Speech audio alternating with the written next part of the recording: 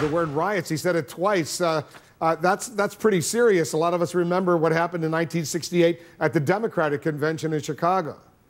Wolf, I'm very proud. My grandfather was one of the organizers of the 1968 Democratic Convention, and one of those folks, and I guarantee right now if he was still alive, I think he'd be very proud of my involvement with Mr. Trump. But this, you have to understand the motivation of the riot here. It's not because people aren't getting their voices heard. It's because the people's voice would be ignored in this case. The majority, the plurality, the people, the majority of the population have voted for Mr. Trump. And the obvious moves that will be made by the establishment Republican Party to keep him from this nomination, that right there would cause anger, and that would be an obvious backhand to all of the people who have been paying attention and who have been engaged in this political process. So, you know, riots aren't necessarily a bad thing if it means that it's because it's sitting there and fighting the fact that our establishment Republican Party has gone corrupt and decided to ignore the voice of the people and ignore the process. Scottie, you really don't want riots to emerge at the Republican convention in Chicago where people could be injured, people could be hurt, they could be maimed. You don't want riots.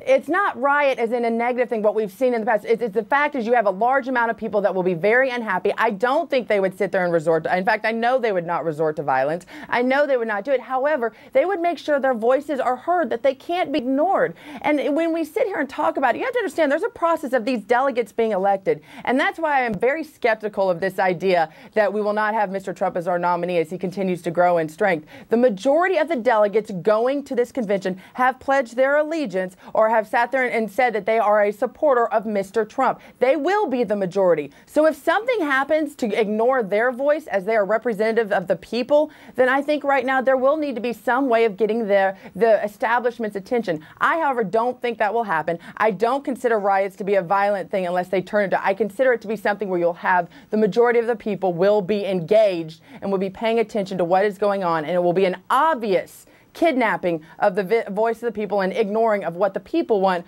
over what the minority of the establishment wishes. Scottie.